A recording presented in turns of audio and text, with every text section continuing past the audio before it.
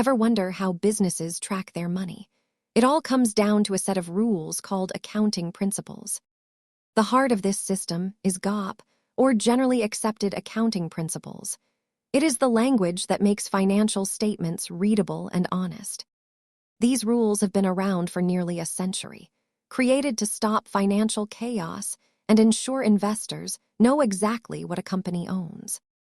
These rules ensure that a company does not inflate its success. You must match expenses to the revenue they earned in the same window. The biggest divide is between cash basis, which tracks actual bank flows, and accrual, which tracks obligations and earnings over time.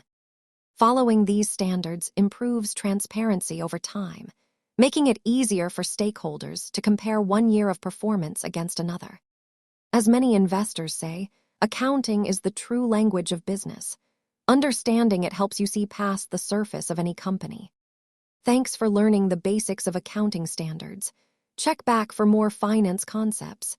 Educational content, not financial advice.